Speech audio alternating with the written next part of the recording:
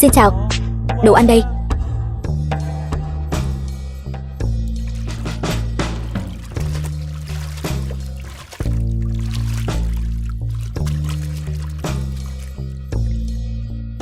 Cậu là người giao đồ ăn sao? Giúp tôi lấy quần áo đi.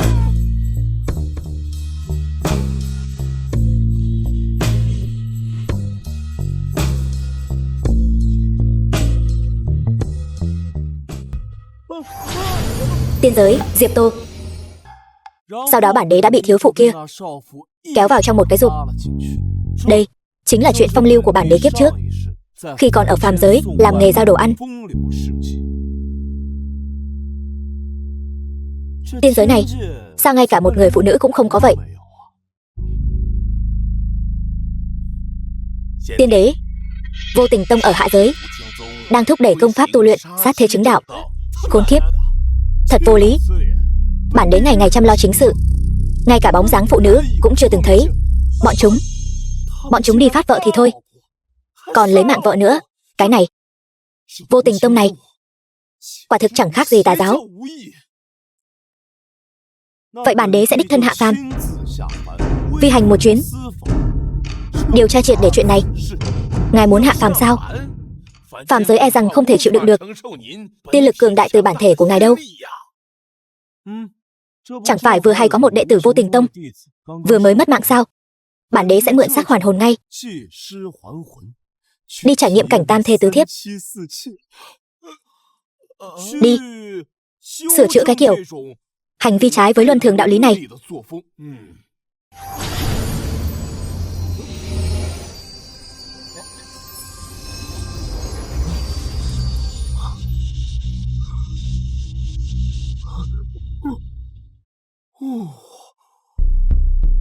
Vô Tình Tông,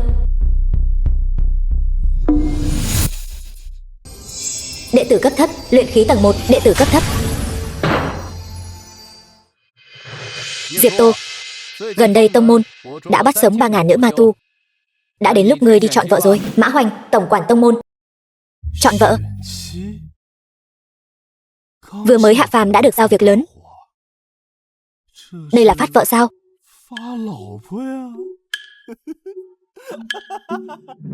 Tiền điện Vô Tình Tông thật xinh đẹp. Xinh đẹp thế này, mất mạng đi cũng tiếc đấy. Nữ ma tu này thật xinh đẹp. Đúng vậy, nghe nói là thánh nữ của Thiên Nữ giáo đấy. Ngọc Hồng Liên, thánh nữ Thiên Nữ giáo. Những nữ tu Thiên Nữ giáo này, các người có thể chọn một người trong số họ làm vợ lẽ, có thể dùng làm lâu đỉnh.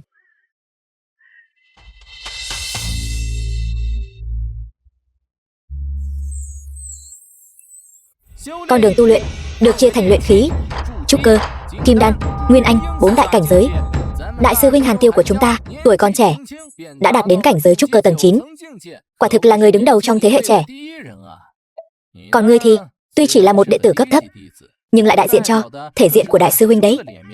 Chờ lát nữa nhất định phải chọn người phụ nữ xinh đẹp nhất.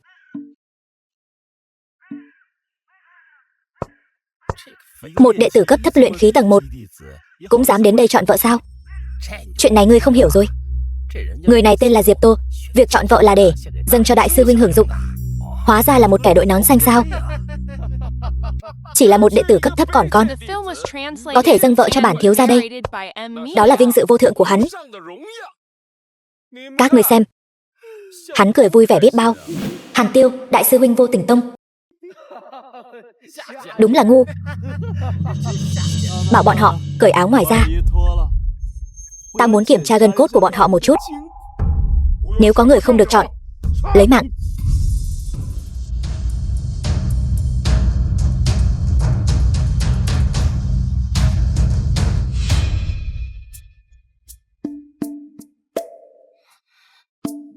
Ta muốn người này.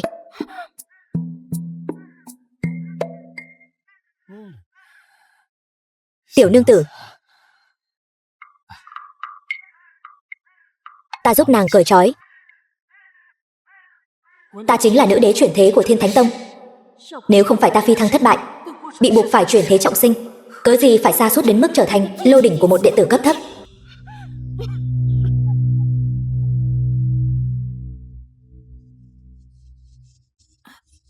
Đa tạ công tử đã cứu mạng. Được. Sau này nàng chính là vợ của ta rồi. Sau này nếu ta có cơ hội khôi phục thực lực, kẻ đầu tiên ta lấy mạng chính là ngươi.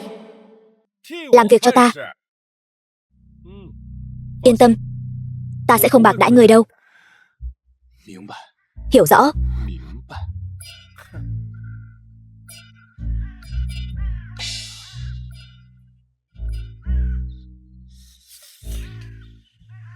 Hắn chính là đại sư huynh phải không? Trước đây ta làm việc cho hắn, cho nên đã sắp xếp cho ta một người vợ xinh đẹp nhất, đưa nàng ta đến trạch viện sau núi. Tối nay chăm sóc nàng ta thật tốt.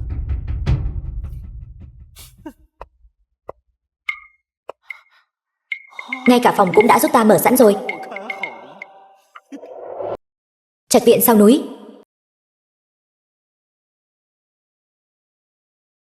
Đại sư huynh quả nhiên không lừa ta, sắp xếp cho ta một căn phòng tốt như vậy.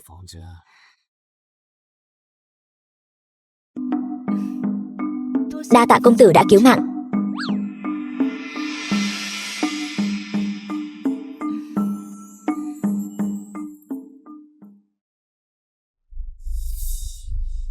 The film was translated and narrated by M-Media. Đúng rồi, ta giúp nàng mở còng chân ra nhé.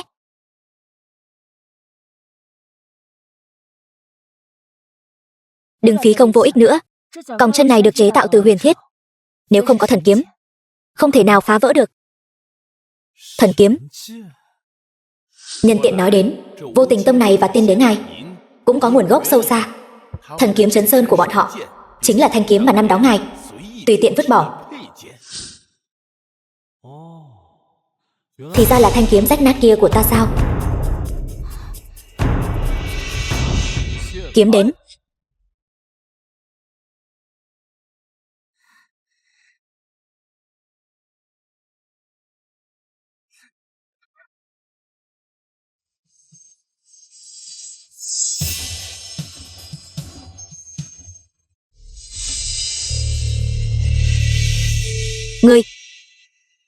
Ngươi đang làm gì vậy? Đại sư huynh, Hồng Liên tiểu thư kia vừa nghe nói là hầu hạ ngài, vui mừng khôn xiết. Nàng ta còn nói ngài sẽ là người đàn ông đầu tiên của nàng ta. Việc này làm không tệ. Mở chân ra.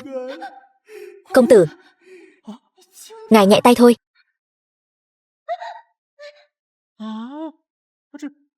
Cái này, hắn. Đại sư huynh.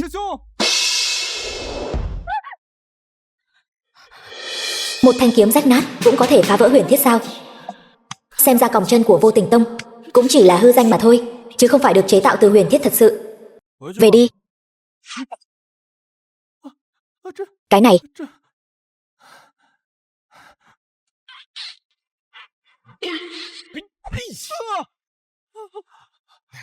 Đại sư huynh, đây chính là chuyện tốt người đã làm sao? Đại sư huynh ta, một đệ tử cấp thấp thân phận hèn mọn, lại dám khiến ta đội nón xanh.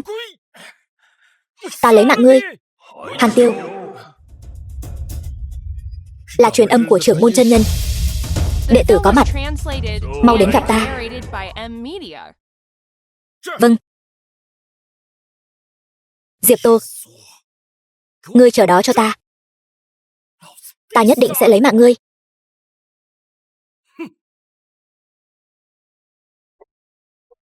Phòng nghị sự. Cha. Sư tôn, người gấp gáp truyền gọi con như vậy, có chuyện quan trọng gì sao? Thần kiếm đã thức tỉnh rồi.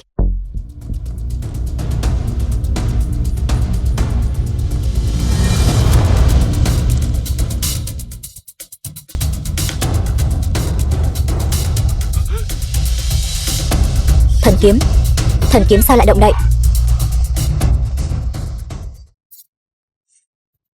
Thần kiếm thức tỉnh. Chính xác, tam trưởng lão của Vô Tình Tông, lão tổ sáng lập tông môn năm xưa, may mắn có được thần kiếm, dựa vào thanh kiếm này tung hoành Cửu Châu, vô địch thiên hạ. Chỉ đáng tiếc, sau khi lão tổ phi thăng tiên giới, thần kiếm liền không có người kế thừa. Vô Tình Tông của ta cũng vì thế mà suy tàn. 3 ngày nữa là đại tỷ thí trăm năm. Nhị trưởng lão của Vô Tình Tông, thanh niên tài tuấn của các tông môn sẽ hội tụ tại tông môn ta. So tài tỷ thí, nếu thứ hạng của chúng ta lại đứng cuối lần nữa, Vô Tình Tông của ta nguy rồi. Tiêu Nhi, thần kiếm Trấn Sơn đã thức tỉnh. Lúc này chính là cơ hội tuyệt vời để đoạt lấy truyền thừa. Đại trưởng lão của Vô Tình Tông, ta muốn con rút thần kiếm ra, đoạt được vị trí đứng đầu trong đại tỷ thí, trấn nhiếp tiểu nhân. Nhưng hiện giờ, ngay cả 4 vị tiền bối cũng không rút được thần kiếm. Chúng ta đã bỏ lỡ rất nhiều cơ hội. Nhưng con là đệ tử có thiên phú cao nhất của Vô Tình Tông ta. Con yên tâm, đến lúc đó ta sẽ để lão tổ ở tiên giới, Mạc Khôi, trưởng môn chân nhân của Vô Tình Tông, giúp con một tay. Lão tổ tiên giới, 4 người chúng ta sẽ đốt cháy tinh nguyên mở thiên môn, liên thông thiên địa, thu hút sự chú ý của lão tổ. Mở thiên môn. Sư tôn, đệ tử hiện tại là trúc cơ kỳ đại viên mãn, cách kết thành kim đan chỉ còn một bước nữa thôi. Đệ tử có 3 phần nắm chắc thành công. Chỉ cần đệ tử thành công kết thành kim đan, đệ tử nhất định có thể kế thừa thần kiếm. Tốt. Mã Hoành, thông báo cho toàn bộ đệ tử trong tông, ngày mai ta sẽ tổ chức đại điển sát thế chứng đạo. Còn nữa, bảo Diệp Tô dẫn theo người vợ kia của hắn đến đây. Vâng. Diệp Tô, dám khiến ta thành rùa xanh, ta muốn trước mặt nữ nhân của ngươi dùng máu của ngươi để tế kiếm. Mời đại quảng trường Vô Tình Tông.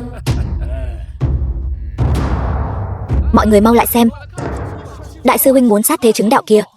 Sát thế chứng đạo. Hôm nay ta muốn sát thế chứng đạo. Người đâu? Đem vợ ta là Triệu Diệu Vân mang lên đây.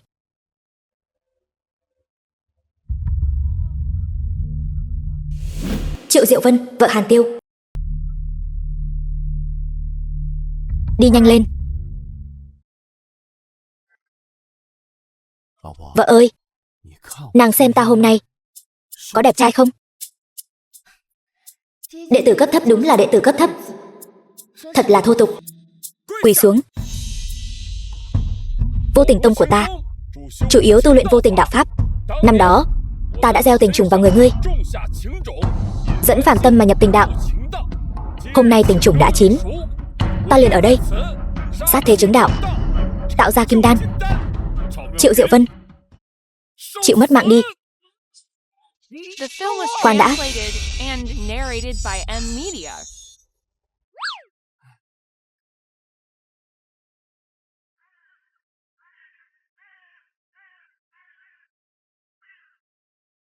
Vợ ngươi xinh đẹp như vậy, ngươi không cần thì cho ta đi. Đây là ai vậy? Trắng trợn như thế, muốn cướp vợ của đại sư huynh sao? Hắn chính là kẻ bị đại sư huynh đội mũ xanh đó, kẻ bị cắm sừng. Hắn ta muốn làm loạn thiên cương sao? Diệp Tô, ngươi chán sống sao? Ngươi muốn kết đan đúng không? Ta có thể giúp ngươi. Ngươi không cần thiết phải lấy mạng nàng ấy đâu. Ta ngộ đạo hơn 30 năm, cả tông môn này không ai có thể vượt qua ta. Ngươi chỉ là một đệ tử cấp thấp mà còn muốn giúp ta kết đan, ngươi tính là cái thá gì? Ngộ đạo 30 năm mà chỉ được như ngươi thôi sao? Ngươi cái gì mà ngươi? Các người tu đạo sai rồi. Vô tình đạo pháp này không phải là cứ lấy mạng một người thân thiết nhất là có thể đạt được đâu. Hắn ta đang nói gì vậy? Hắn ta đang nghi ngờ căn cơ tu đạo của chúng ta, vô tình đạo pháp.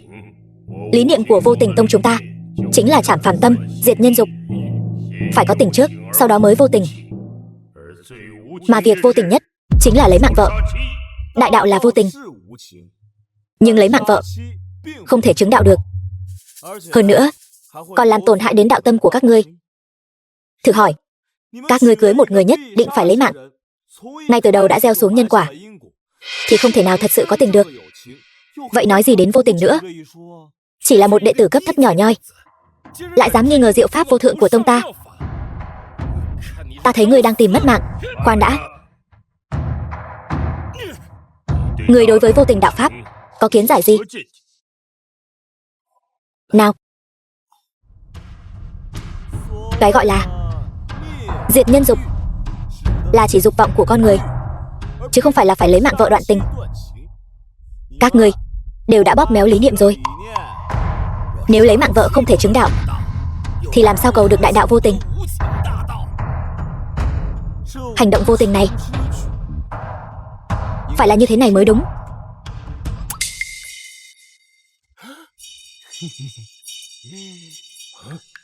Đây, Diệp Tô, ngươi dám động vào vợ ta sao?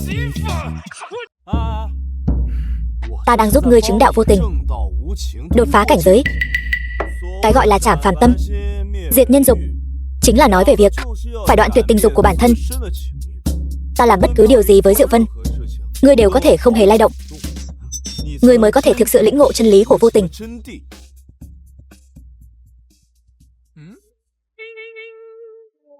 Đừng động vào ta. Phàm nhân tu tiên này vốn dĩ là hành động nghịch thiên. Nếu ngươi ngay cả cảm xúc của bản thân cũng không khống chế được, thì làm sao có thể diệt được nhân dục này? Nếu ngay cả cái mũ này ngươi cũng không đội được, làm sao trảm được phàm tâm, cầu được đại đạo đây? Đúng không?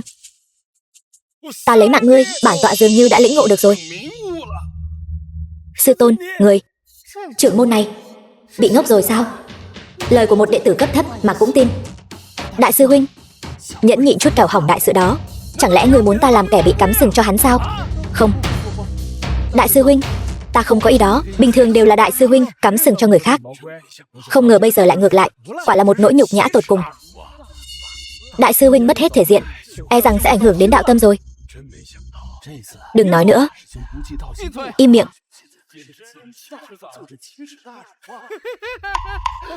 Ta là kẻ bị cắm sừng. Đại sư huynh, huynh.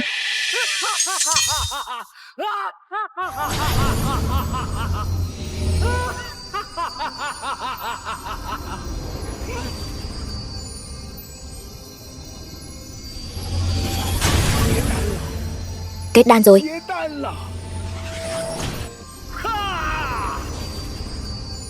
The film was translated and narrated by M.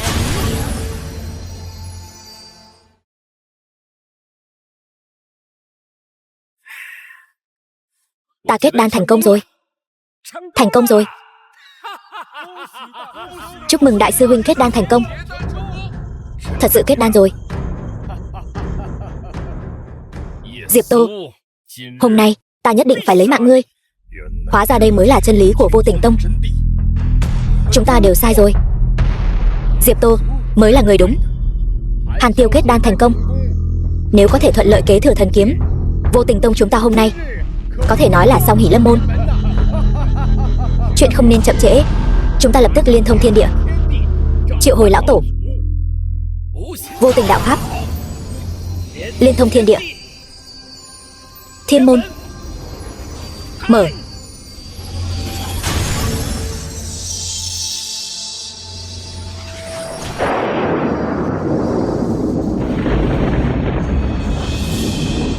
Mở thiên môn rồi. Đây là sư tổ thành lập tông phái. Lão tổ hiển linh rồi. Xin tham kiến lão tổ. Tham kiến lão tổ. Ai đang triệu hồi ta?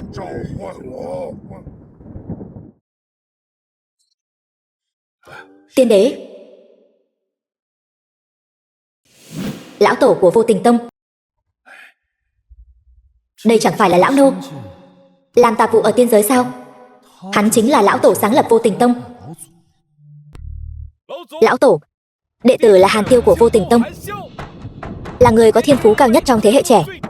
Hôm nay đã kết thành kim đan, muốn kế thừa thần kiếm Trấn Sơn để chấn hưng tông môn. Xin lão tổ giúp đệ tử một tay. Thần kiếm Trấn Sơn. Kiếm đến.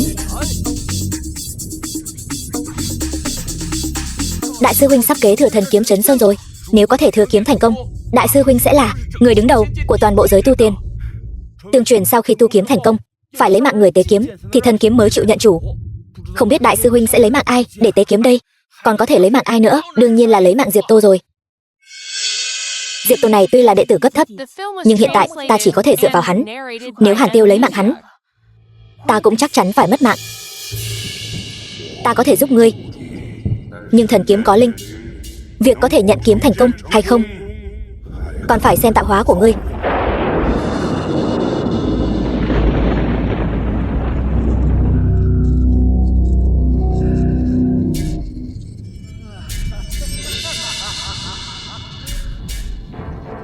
Ta sẽ là người kế thừa thần kiếm đầu tiên của Vô Tình Tông. Thần kiếm Trấn Sơn là của ta. Cảm ơn công tử đã cứu mạng, nhưng ngài vẫn nên mau đi đi. Với tính cách của Hàn Tiêu, hắn sẽ không tha cho ngài đâu. Diệp Tô, mau trốn đi. Trốn? Tại sao phải trốn? Muốn đi? Đi được sao? Ta có một kiếm, có thể lật núi, có thể đoạn hải. Kiếm đến. Kiếm đến. Không cần sợ. Chiêu này sao? Ta cũng biết. Gặp chuyện khó quyết, có thể hỏi gió xuân. Kiếm đến. Một đệ tử cấp thấp cũng xứng với hai chữ kiếm đến sao? Gặp chuyện khó quyết, có thể hỏi gió xuân. Kiếm đến.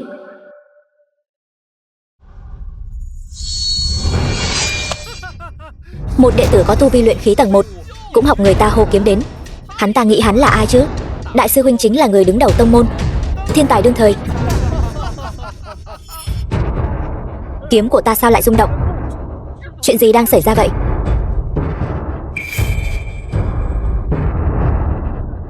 Mau nhìn kìa, kiếm đến rồi.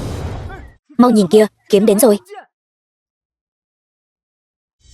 Mau nhìn kìa, là thần kiếm Trấn Sơn. Thiên hạ có 3 triệu thanh kiếm, gặp thần kiếm đều phải cúi đầu. Đại sư huynh thành công rồi. 800 năm rồi, cuối cùng cũng có người kế thừa được thần kiếm rồi.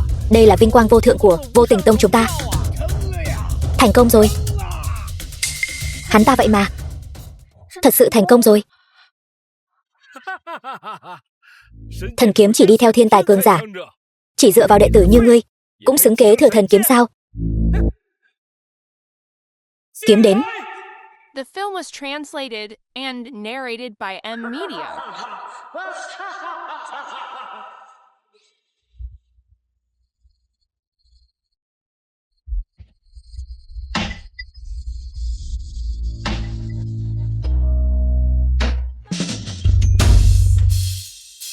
Chuyện này, Diệp Tô hắn sao lại như thế này? Tình huống gì đây? Sao có thể như vậy? Ta sao lại không xứng với hai chữ kiếm đến này? Sao có thể như vậy? Diệp Tô, một đệ tử cấp thấp này, dựa vào đâu mà có thể như vậy? Thanh kiếm này,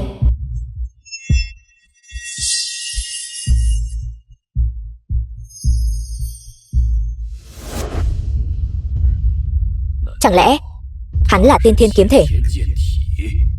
Tiên thiên kiếm thể. Cho dù nói thế nào đi nữa, Diệp Tô vẫn có tu vi thấp kém, căn bản không thể là đối thủ của Hàn Tiêu.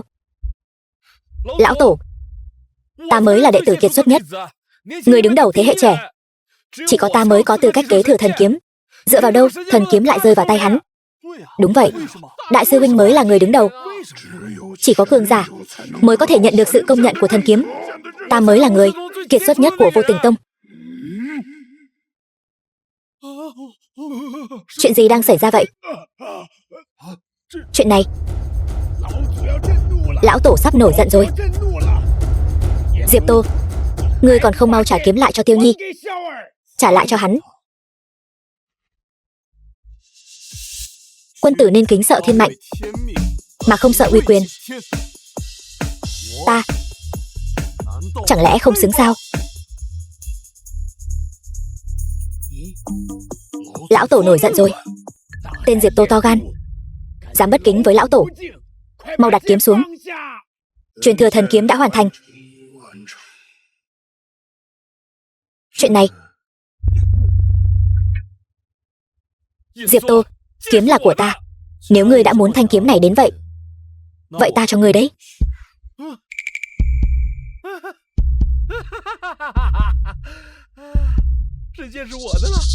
Thần kiếm là của ta rồi.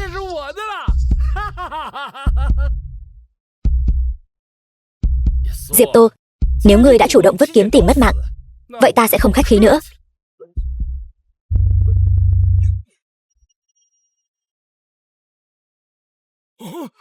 Tế máu nhận chủ. Thần kiếm nhận chủ rồi. Tiếp theo đây chính là lấy mạng người tế kiếm rồi.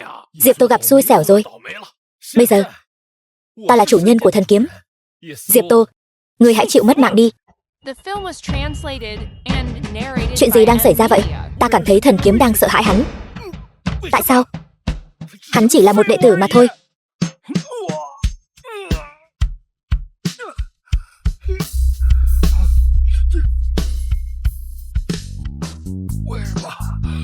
Tại sao? Bởi vì ta là chủ nhân của nó. Tiêu Nhi. Tiêu Nhi ơi. Tiêu Nhi. Đi thôi.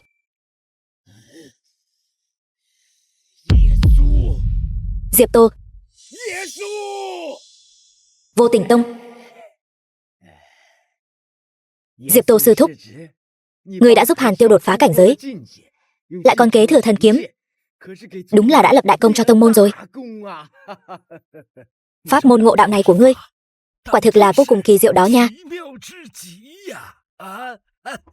Cái này, pháp môn ngộ đạo có thích hợp với chúng ta không? Chúng ta cũng có vợ, lại còn rất nhiều nữa. Đúng, rất nhiều.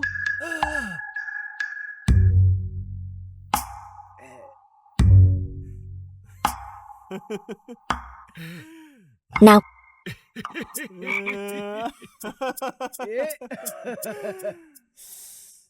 Vậy, ý của hai vị là muốn đem vợ của các ngươi toàn bộ giao cho ta sao? Đúng. Không thích hợp đâu nhỉ? Lại đây. Sư thúc, người xem. Công tử.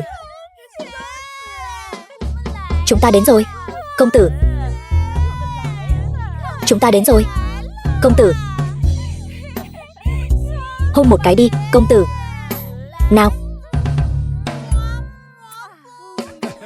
Còn phải làm phiền sư thúc giúp ta lĩnh ngộ. Vô Tình đại. Sư thúc, ngươi đi đâu vậy? Sư thúc, ngươi đừng đi.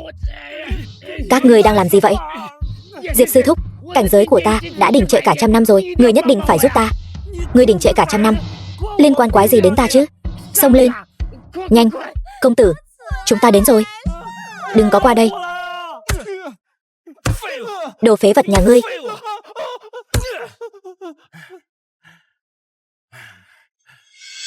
Cha ơi, Diệp Tô đó chắc chắn đã dùng thủ đoạn đê tiện gì đó. Hắn đã cướp mất thần kiếm Trấn Sơn của con.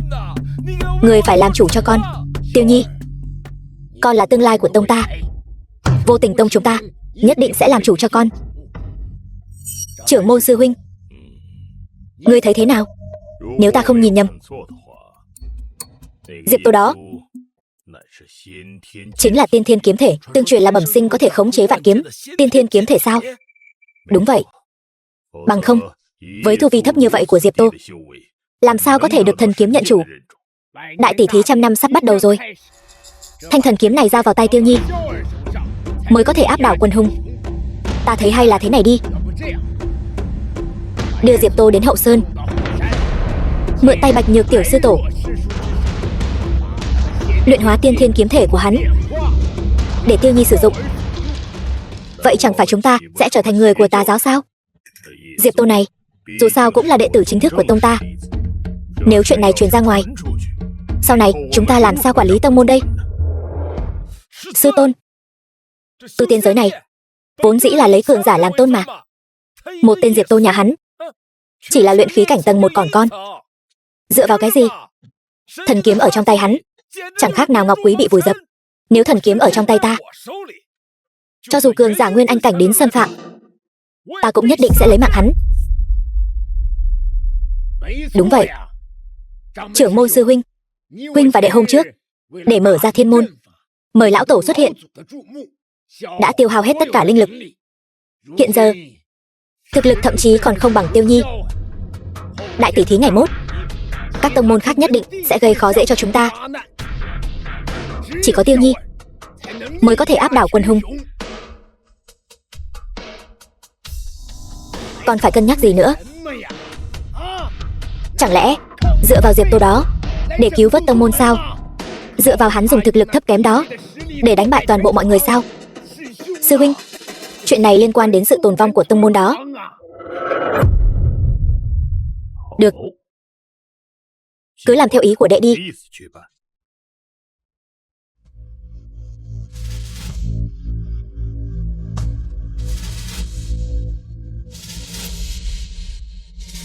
Hãy luyện hóa tiên thiên kiếm thể của Diệp Tô. Thanh Cư Các.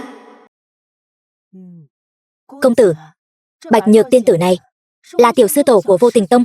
Đại trưởng lão này tuy miệng nói rằng chỉ có nàng mới có thể chỉ dạy công tử tu luyện thần kiếm, nhưng ta thấy hắn ta có ý đồ khác. Ta nghe nói Bạch Nhược này là một đại mỹ nhân, mất mạng đến nơi rồi vẫn còn nghĩ đến phụ nữ. Công tử không sao chứ? Không sao.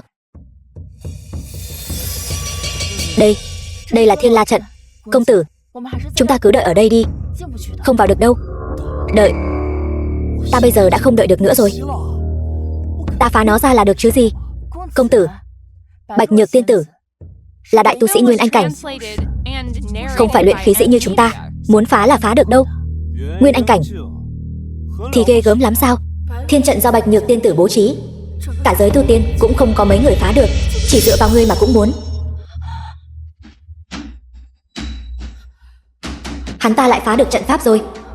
Sao có thể như vậy? Chẳng lẽ trên người hắn có pháp khí có thể phá được pháp trận sao? Nhược, đúng rồi, là thần kiếm Trấn Sơn. Tương truyền thần kiếm Trấn Sơn có thể phá vạn trận. Công tử đợi ta với. Nhược.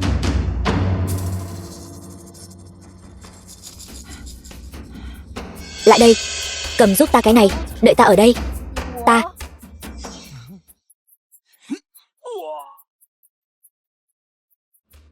cầm lấy đi. Ta lại có thể chạm vào nó. Ta là chủ nhân của thanh kiếm này, nàng là vợ ta. Cho dù nàng dùng nó để khuấy phân, nó cũng không dám nói một tiếng không. Nó hình như rất vui. Nhược.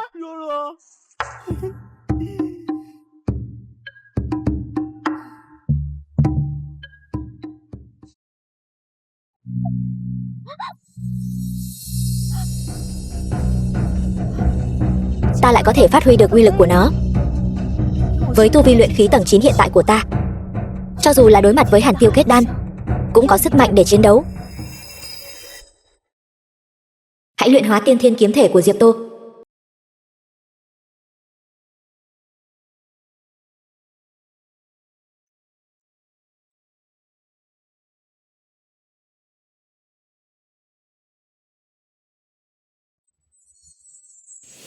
Bạch Nhược, tiểu sư tổ của Vô Tình Tông. Quả nhiên là mỹ nữ, lại còn gợi cảm như vậy. Thiên La trận ta bố trí ngoài cửa, không ai có thể phá được. Sao lại có người có thể xông vào được? Ta đang tu luyện ở giai đoạn then chốt, lúc này mà dừng công pháp, chắc chắn sẽ làm tổn hại đạo tâm. Hắn chỉ là một đệ tử cấp thấp, sao dám quấy rầy ta? Tiên tử, người thật đẹp. Này, ngươi không sao chứ? Ngươi nói xem, đang yên đang lành sao lại tu luyện ma công? Gan của ngươi thật là thật lớn đấy. Đồ đê tiện, ta muốn lấy mạng ngươi.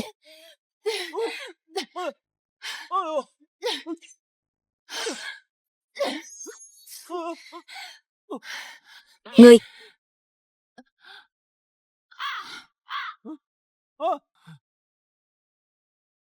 sao lại ngất xỉu rồi? Bị ta dọa sợ đấy sao?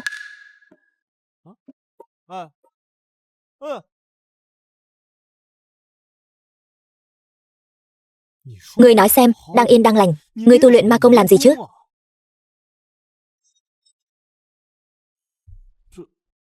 lấy mạng Diệp Tô, luyện hóa tiên thiên kiếm thể.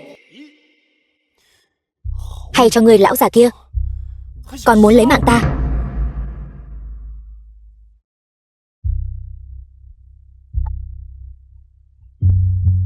Ngươi bị thương nặng như vậy, ta nên cứu ngươi hay không đây? Nếu ta không cứu ngươi, ngươi sống không quá mấy ngày đâu. Nhưng nếu ta cứu ngươi, thân phận của ta sẽ bị bại lộ mất. Thôi vậy, xét thấy ngươi có duyên với ta, ta ban cho ngươi một phen tạo hóa.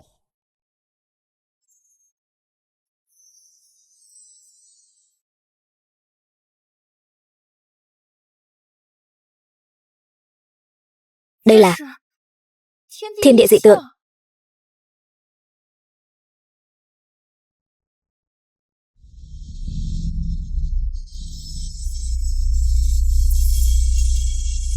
Chẳng lẽ Bạch Nhược tiên tử, nàng ấy sắp đột phá nguyên anh cảnh, đạt tới hóa thần sao?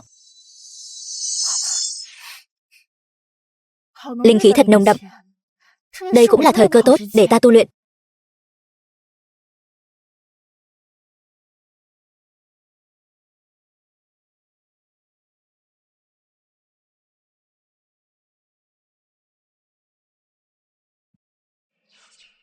Không ngờ chỉ trong một đêm, ta đã có thể liên tiếp đột phá 2 cảnh giới, đạt đến kết đan cảnh. Hôm nay tổ chức đại tỷ thí trăm năm, nghe nói sẽ xử tử một loạt nữ tù nhân, có phải thật không vậy? Xử tử nữ tù nhân? Trước đây đã bắt giữ 3.000 nữ ma tu. Đại tỷ thí trăm năm lại tiếp tục lấy mạng, dùng để tế trời. Nếu là trước đây, ta chỉ có thể trơ mắt nhìn các ngươi lấy mạng đồng môn của ta. Nhưng giờ đây ta đã kết thành kim đan, lại có thần kiếm trong tay. Với thân phận thánh nữ, cho dù phải chiến tử, ta cũng không thể khoanh tay đứng nhìn. Cảm ơn Bạch Nhược tiên tử đã ban cho ta tiên duyên. Ân tình này Hồng Liên kiếp sau xin báo đáp. Diệp Tô, mặc dù ngươi là kẻ khinh suất, nhưng bản tính không xấu. Nếu ngươi có thể thoát khỏi tay Bạch Nhược tiên tử, sống sót trở về, sau này Diệp Tô chính là đệ tử nhập thất duy nhất của ta. Bí ẩn như vậy sao?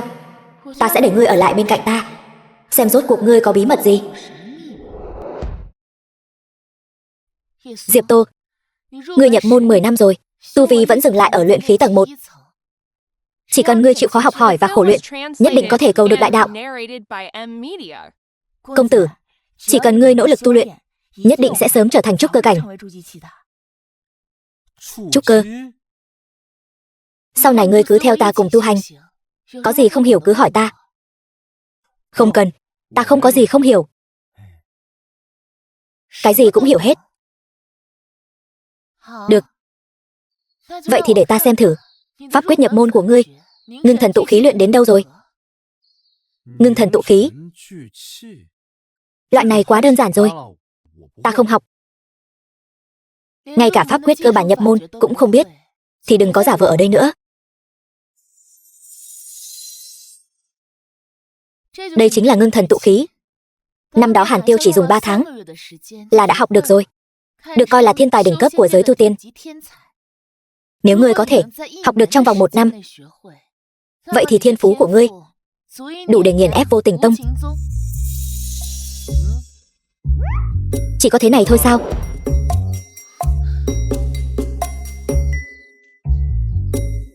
Cái này còn cần phải học 3 tháng. Ngự hỏa thuật này là đạo pháp cao cấp. Sau khi thuần thục có thể khống chế vạn lửa, thiêu rụi vạn vật. Cho dù là đệ tử có thiên phú đỉnh cấp, cũng phải mất 3 năm mới có thể nhập môn. Nếu đời này ngươi có thể học được,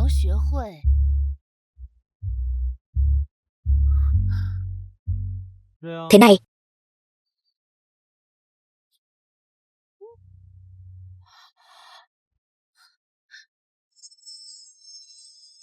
cách không thủ vật.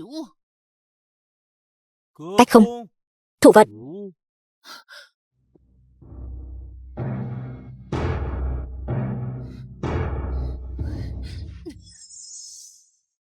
Không gian xé rách.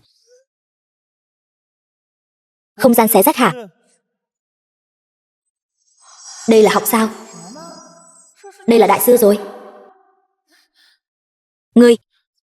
Ngươi học cũng nhanh thật đấy. Hôm nay cứ thế này đã. Đừng có không dạy nữa chứ. Hay là ta dạy ngươi chút gì đó mà ngươi không biết đi. Ngươi dạy ta. Ta đường đường là tu vi hóa thần, lại cần một người ở luyện khí như ngươi đến dạy ta sao? Còn có thứ gì mà ta không biết sao? Ngươi cái gì cũng biết. Vậy ngươi xem cái này thì sao? Bắt lấy.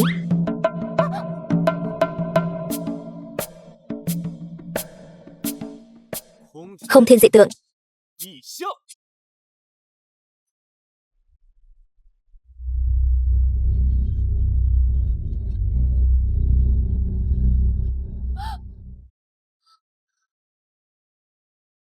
Không thiên dị tượng. Loại trò vặt này ta lười học lắm. Ta phải đi bế quan tu luyện đây.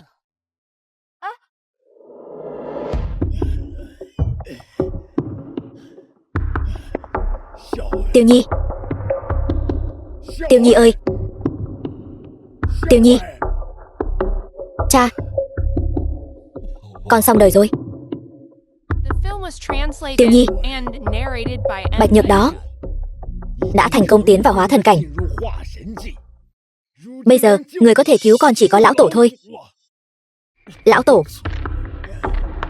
Cho dù con có mượn thần lực của ngài ấy, con cũng không đánh lại nàng ta đâu. Ta có cách. Có thể có cách gì chứ? Mời lão tổ hạ phàm. Lão tổ hạ phàm. Đúng vậy.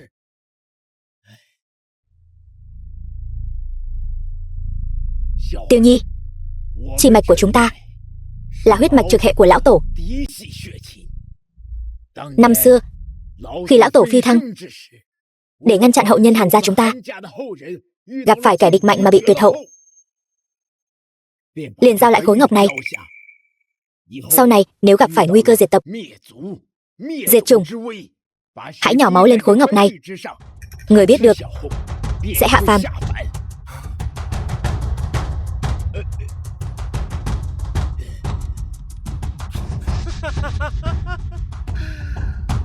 Thì ra là vậy.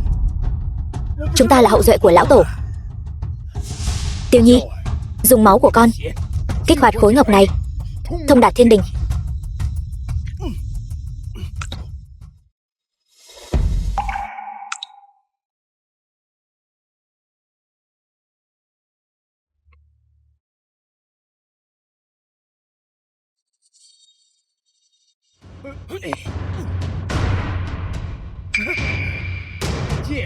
Kính chào lão tổ. Các ngươi là hậu nhân Hàn gia của ta. Ta là truyền nhân đời thứ 7 của Hàn gia, Hàn Uy. Lão tổ, con là truyền nhân đời thứ 8 của Hàn gia, Hàn Tiêu, đệ tử kiệt xuất nhất. Tuổi còn trẻ đã kết thành kim đan, quả thực là đệ tử kiệt xuất. Cản tạ lão tổ đã công nhận. Chỉ là hiện tại tông môn đã bị người ngoài chiếm giữ, có ý đồ mưu hại hai cha con chúng con. Kính xin lão tổ làm chủ.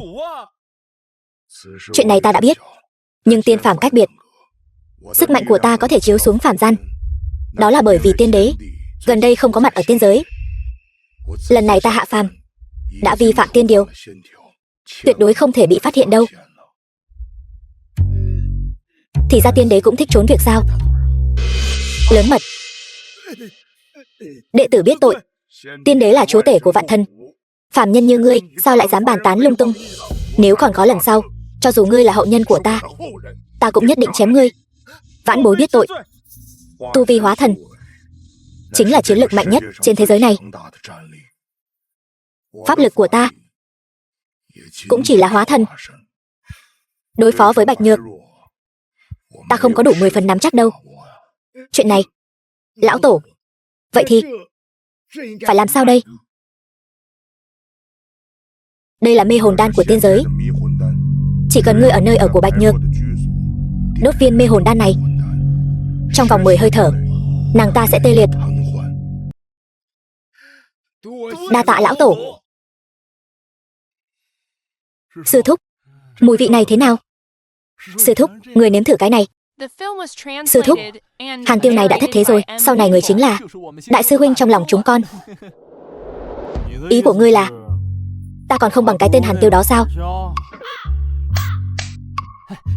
Sư thúc, người xem cái miệng thối này của con, Hàn Tiêu đó làm sao có thể so sánh với người chứ? Trước mặt ngài, hắn ngay cả tư cách xách giày cho ngài cũng không xứng. Sư thúc, Lâm Xuyên Nam, Tiêu Lạc Hành và Lạc Thanh Vân, ba người này để chúc mừng Bạch Nhược tiểu sư tổ đột phá hóa thần, ba người đã gửi thiệp bái kiến, xin ngài xem qua. Thiệp bái kiến gửi cho Bạch Nhược, mang đến cho ta làm gì? Sư thúc, Bạch Nhược tiểu sư tổ này ở trong núi sâu đã lâu, đệ tử bình thường như chúng ta không thể gặp được. Bạch Nhược tiểu sư tổ nói, chuyện tông môn đều do ngài quyết định. Ba người bọn họ hiện đang chờ ngoài cổng. Ngài xem, kể từ khi tiểu sư tổ đột phá hóa thần, Vô Tình tông chúng ta vững vàng ở vị trí đứng đầu tứ đại tông môn. Tất cả các tông môn đều phải đến bái kiến. Mấy tông môn này mấy ngày trước kiêu ngạo vô cùng, hôm nay chẳng phải vẫn phải đến bái kiến sao? Cho bọn họ vào đi. Vâng.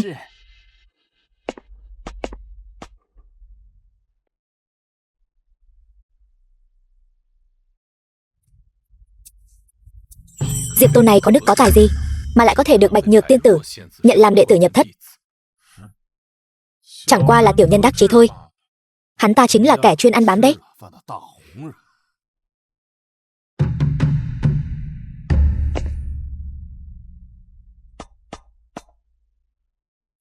Chúc mừng Diệp Tô đạo trưởng đã trở thành đệ tử nhập thất của Bạch Nhược tiên tử. Chuyến này chúng tôi đến đây là đại diện tông môn bái kiến Bạch Nhược tiểu sư tổ. Đây là lễ vật chúng tôi mang đến.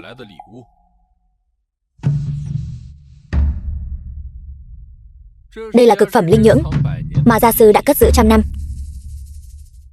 Uống thử một ly đi. Cái này không phải cho ngươi. Vậy thì ngươi cút đi. Ngươi.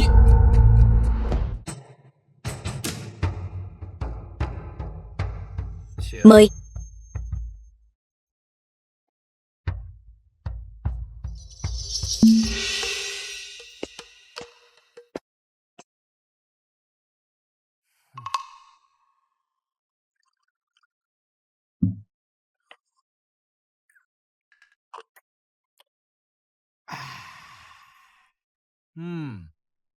Cũng không tệ. Thêm một ly nữa. Thôi đi. Đặt đồ ở đây. Dẫn bọn họ đến hậu sơn. Vâng. Diệp Tô, ngươi đừng đắc ý. Lát nữa ta cũng sẽ cầu xin Bạch Nhược nhận ta làm đồ đệ với thiên phú của ta. Ta nghĩ nàng sẽ không từ chối. Đến lúc đó ta sẽ lấy mạng nhà ngươi.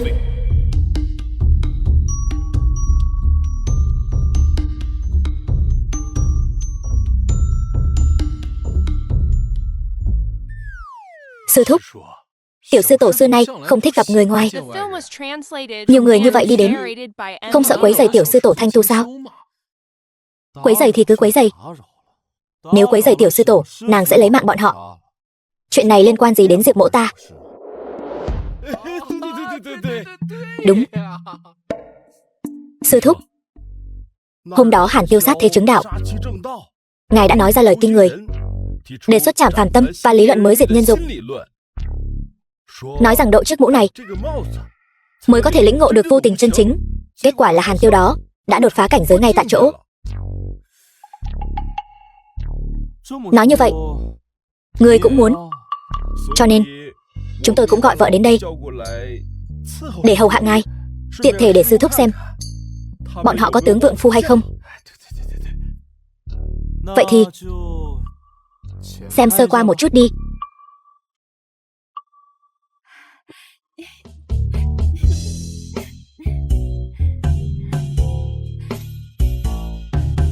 Kính chào sư thúc.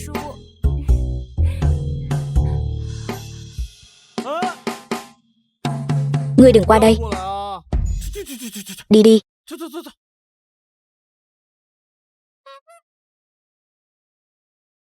Này, không phải ta nói các ngươi có phải mắc chứng của người xấu không vậy? Sao vợ của các ngươi, người này xấu hơn người kia vậy? Sư thúc, chúng ta là Vô Tình tông, Vốn dĩ mục đích cưới vợ chính là sát thế chứng đạo. Nếu cưới người quá xinh đẹp sẽ không nỡ ra tay, ảnh hưởng đến đạo tâm mất. Cả tông môn chỉ có ngài và đại sư huynh thiên phú dị bẩm mới dám cưới người xinh đẹp. Chúng tôi không dám đâu. Sư thúc, bọn họ thật sự là không ai vượng phu sao? Ta nói cho các người biết, việc sát thế này không thể chứng đạo. Hơn nữa, những cô gái xấu xí này cũng không vượng phu. Muốn vượng phu thì phải là mỹ nữ.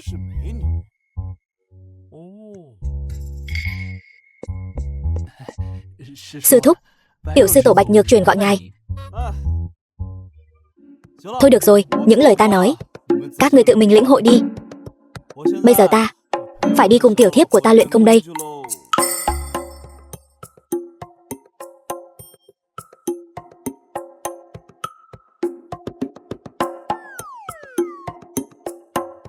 Quả không hổ là sư thúc. Ngay cả tiểu sư tổ Bạch Nhược cũng chỉ có thể làm lớp dự phòng. Diệp Tô, ta không thể dạy hắn. Sư thúc, Diệp Tô dù sao cũng là tiên thiên thánh thể, giá trị của hắn cao hơn tất cả. Mà trong tông môn chỉ có ngài mới có thể làm thầy của hắn thôi. Loại thiên tài này ta không dám dạy đâu. Sư thúc, ngài nói đùa rồi. Điều kiện tiên thiên của Diệp Tô này không tệ, nhưng xét về tu vi thì hắn lại đứng chót toàn tông môn. Làm gì có chút nào gọi là thiên tài chứ? Thiên tài cũng được, phổ thông cũng vậy.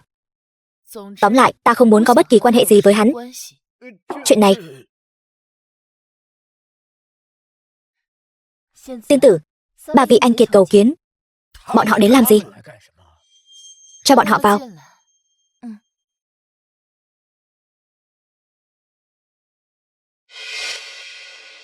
The film was translated and narrated by M. Kính chào Bạch Nhược tiên tử. Chúng tôi đến đây là muốn thay đổi sư môn, bái ngài làm sư phụ. Ta không nhận đồ đệ. Bạch Nhược tiên tử, nếu ngài đã có thể nhận Diệp Tô làm đồ đệ, tại sao ba người chúng tôi lại không được? Cho dù nhìn khắp cả giới tu tiên, chúng tôi cũng là những người kiệt xuất, có chỗ nào kém hơn Diệp Tô kia chứ? Diệp Tô người ta không chỉ là tiên thiên kiếm thể, mà còn là tiên thiên thánh thể, song thánh chi thể. Cho dù hắn là song thánh chi thể, tu vi của hắn chẳng qua chỉ là luyện khí tầng 1, vĩnh viễn không thể đạt đến trúc cơ. Không có tu vi thì chẳng phải cũng chỉ là người thường thôi sao? Cũng tốt, mượn tay bọn họ để dạy dỗ Diệp Tô một chút. Ba người các ngươi, nếu có ai đánh bại được Diệp Tô, ta sẽ nhận người đó làm đồ đệ. Kính chào Bạch Nhược tiểu sư tổ. Chào hai vị sư đệ. Không cần đa lễ. Ngươi đến chỗ ta có việc gì? Vậy ta xin nói thẳng. Tiêu Nhi là con trai duy nhất của ta. Kính xin tiểu sư tổ tha cho nó một lần. Hàn Tiêu, hắn không chỉ sát hại đồng môn, mà còn công khai lấy mạng sư phụ. Nói hắn đại nghịch bất đạo là còn nể mặt hắn. Con trai của ngươi quả thực là mất hết nhân tính, điên cuồng. Sư huynh, đừng quỳ nữa. Không ai có thể cứu được Hàn Tiêu.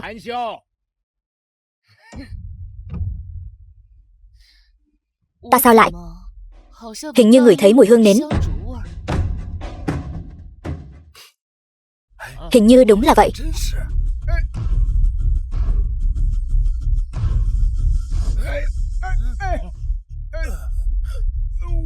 Ta sao lại? Sao ta lại toàn thân vô lực thế này? Hỏng rồi. Hình như là mê hồn hương.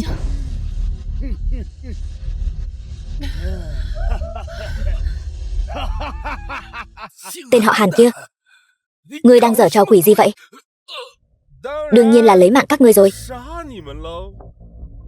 Hàn Tiêu, ngươi muốn làm gì? Làm gì sao? Ngươi đoán xem. Ba người các ngươi cũng ở đây sao? Vậy thì đúng là trời giúp ta rồi. Ba người các ngươi đến đây dâng đầu cho ta sao? Ngươi cũng trúng mê hồn hương, tại sao ngươi lại không sao? Ta có thanh thần đan do lão tổ ban tặng. Đương nhiên là miễn nhiễm với mê hồn hương rồi.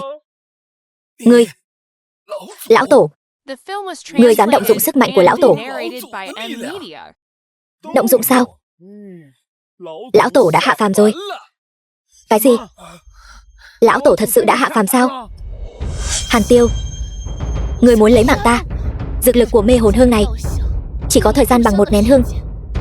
Ta là tu vi hóa thần, kim thân bất diệt, ngươi không lấy mạng được ta đâu. Ta thì đương nhiên là không lấy mạng được ngươi. Nhưng có người làm được đấy. Thời gian một nén hương có thể làm được rất nhiều chuyện. Tiểu sư tổ, khuôn mặt quyến rũ này, ngươi nói xem, ta trước mặt nhiều người như vậy xử lý ngươi, đạo tâm của ngươi có bị tổn hại không nhỉ? Ngươi buông tay ra. Buông ra. Ta làm sao có thể buông ngươi ra được chứ? Hàn Tiêu, ta muốn lấy mạng ngươi.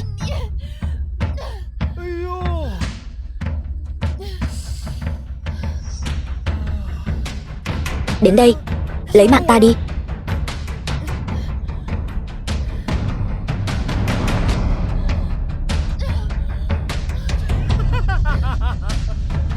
Tiểu sư tổ, không ngờ rằng ngươi lại có sức hấp dẫn đến vậy. Ta càng ngày càng thích ngươi rồi. Ngươi buông ta ra. Các ngươi đang làm gì vậy? Diệp Tô, lại là ngươi. Sao ngươi lại ở đây? Ngươi không phải đã bị bắt lại rồi sao? Diệp Tô, lần nào ngươi cũng phá hỏng chuyện tốt của ta. Nhưng lần này đến, đừng hòng rời đi. Ai nói ta muốn đi? The film was translated and narrated Mùi gì by thế này? M Media. Diệp Tô, ngươi mau đi đi. Phát hiện rồi sao? Muộn rồi.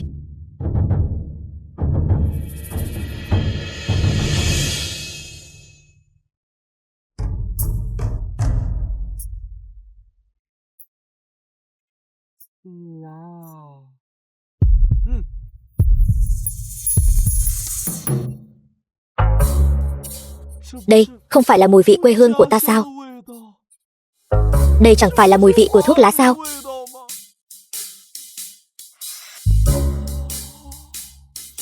Sảng khoái. Ngươi, sao ngươi lại không sao?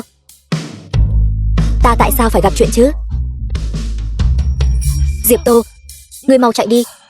Hắn muốn lấy mạng chúng ta. Các ngươi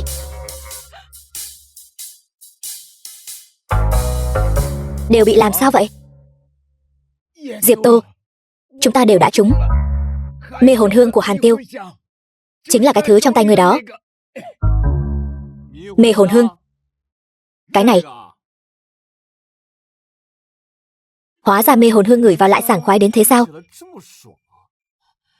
Ngươi còn tâm trí để đùa giỡn sao? Diệp Tô, cho dù ngươi miễn nhiễm với mê hồn hương, nhưng ngươi chỉ là luyện khí cảnh tầng 1 bé nhỏ. Đến đây cũng chỉ là chịu mất mạng mà thôi. Nhưng ta quyết định tạm thời không lấy mạng ngươi. Tại sao? Bởi vì lão tổ sáng lập môn phái đã hạ phàm rồi. Ta muốn để ngài ấy đem tiên thiên kiếm thể và tiên thiên thánh thể của ngươi ra ngoài để ta sử dụng. Lão tổ gì? Hạ phàm gì? Cái gì mà tùm lum vậy? Lão tổ sáng lập môn phái là nhân vật cỡ nào? Làm sao có thể vì Hàn gia các ngươi mà hạ phàm? Đó là bởi vì lão tổ ấy vốn dĩ chính là lão tổ của Hàn gia chúng ta. Đúng vậy, chúng ta là huyết mạch chính thống của Vô Tình Tông. Lão tổ Hàn gia đã hạ phàm, Hàn gia chúng ta thiên hạ vô địch. Cười cái gì? Nói thật cho ngươi biết, cho dù là lão tổ Hàn gia các ngươi đến, nhìn thấy ta, ông ta cũng phải cung kính quỳ xuống. Lớn mật. Ngươi tưởng ta đang khoác lác sao? Đợi lão tổ đến, ta sẽ khiến ngươi muốn sống không được, muốn mất mạng không xong. Được thôi, ta không giả vờ nữa. Ta nói The thẳng film luôn, was translated and thật ra narrated ta by M. Media. chính là tiên đế.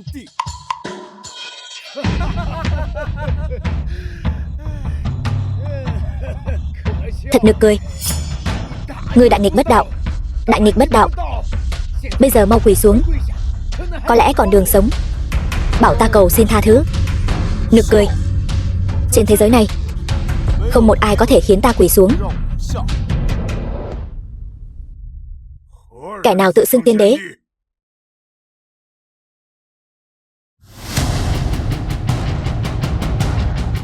Lão tổ. Là kẻ nào dám tự xưng tiên đế ở đây vậy? Là ta.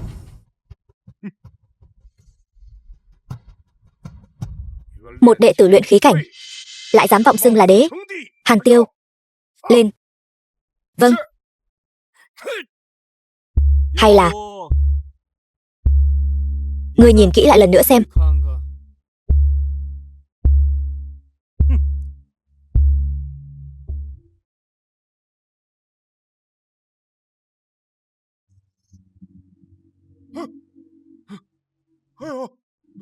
Tiên đế. Tiên đế ơi. Hàn Thụ, ngươi thật to gan. Lão nô không biết tiên đế đang ở đây.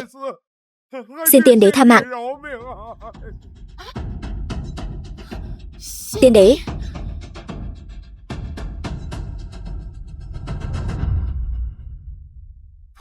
Không thể nào. Diệp Tô sao có thể là tiên đế? Hàn Tiêu còn không mau quỳ xuống. Không thể nào. Lão tổ người chắc chắn đã nhầm rồi. Hắn tuyệt đối không thể là tiên đế.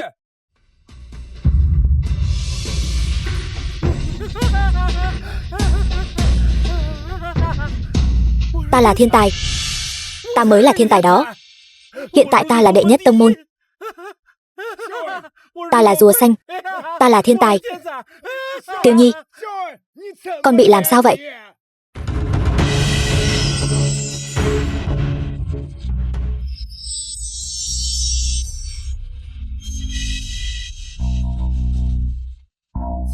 Tham kiến tiên đế.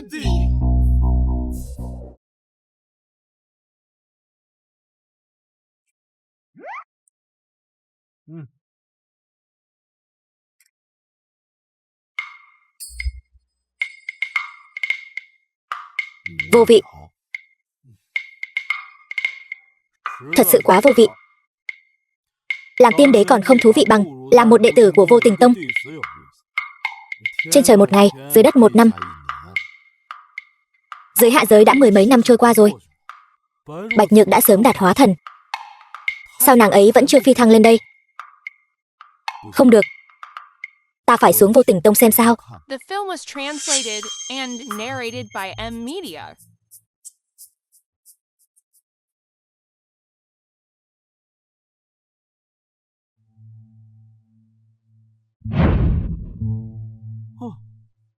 Thật không ngờ, Vô Tình Tông lại thay đổi lớn đến vậy. Đã trở nên yên bình đến thế này. Giúp đỡ vợ của người khác, sao có thể không yên bình được? Thâm sâu đại đạo vô tình. Phải rồi, Bạch Nhược đâu rồi? Nàng ấy chẳng phải đã đột phá hóa thần rồi sao? Tại sao vẫn chưa phi thăng tiên giới chứ? Tiểu sư tổ Bạch Nhược nói rằng vị tiên đế kia không phải là người tốt, thà ở lại phàm gian còn hơn. Đây là lời gì vậy? Nhưng mà cũng tốt. Nếu nàng ấy không muốn phi thăng, vậy thì ta có thể định kỳ hạ phàm, nghỉ dưỡng. Này cô nương đây, có hứng thú cùng nhau ngộ đạo không? Ta có rất nhiều kiến giải độc đáo đấy. Được thôi,